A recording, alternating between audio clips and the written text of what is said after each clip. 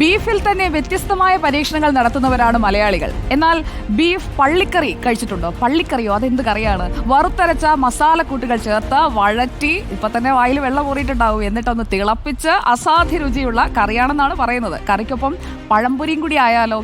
ബാക്കി കാസർകോട്ടെ നെല്ലിക്കുന്നിലെ ഹമ്മി ചാസ് കടയിൽ നിന്ന് അർച്ചന രവീന്ദ്രൻ പറയും. പഴംപൊരിയും പള്ളിക്കറിയും. ഈ പഴംപൊരി എന്ന് പറയുന്നത് സാധാരണ എല്ലാവരും കേട്ട ഒരു വിഭവമാണ്. എന്നാൽ ഈ പള്ളിക്കറി എന്ന് പറയുന്നത് കാസർഗോഡിന്റെ മാത്രം ഒരു സ്വകാര്യ അഹങ്കാരവും.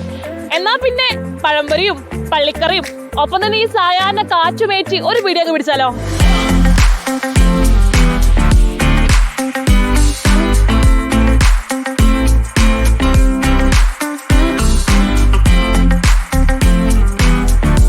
വെള്ളിക്കറി എന്ന് പറഞ്ഞാൽ നല്ല ടേസ്റ്റുള്ള സാധനമാണ്.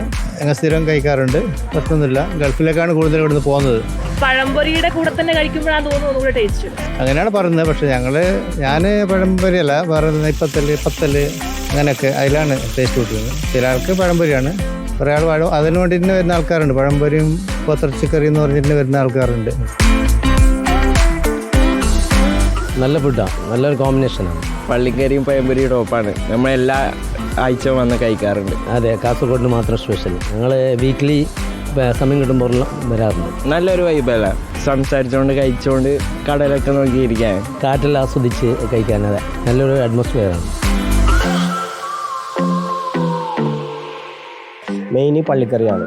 അതിൻ്റെ കൂടെ ഉച്ചയ്ക്ക് ഗീ റൈസ് ഉണ്ടാകുന്നു. ഈവനിങ്ങിന് പഴംപൊരി, നെയ്പ്പത്തൽ, പത്തൽ, പൊറോട്ട അങ്ങനെയൊക്കെ ഉണ്ടാകുന്നു. ഞങ്ങളിത് ഓപ്പൺ ചെയ്തിട്ട് ഏകദേശം 3 വർഷമായി. കാസർഗോഡ് ആണ് ഏറ്റവും നല്ല ബീഫ് കറി, പള്ളിക്കറി കിട്ടുന്നത്. ബീഫ് കറി എന്ന് പറയുന്നതല്ലാതെ പള്ളിക്കറി കാസർഗോഡ് മാത്രമാണ് ഉണ്ടാകുന്നത്. പള്ളിക്കറിയിൽ നമ്മൾ ഈ പള്ളിയിൽ മാത്രം കിട്ടുന്ന ഒരു കുറച്ച് ടിക്കായിട്ടുള്ള കറിയാണ്. അതുകൊണ്ടാണ് പള്ളിക്കറി എന്ന് പറയുന്നത്.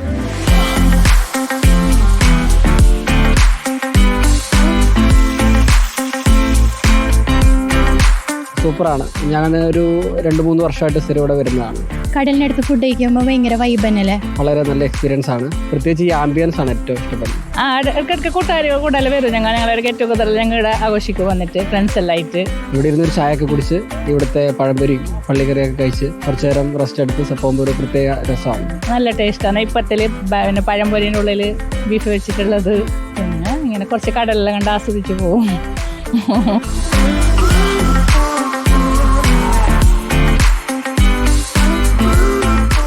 എന്തായാലും വിഭവം അടിപൊളിയാണ്. കാസർഗോഡ് എത്തുന്നവർ ഇതൊക്കെ ഒന്ന് പരീക്ഷിക്കാം കേട്ടോ.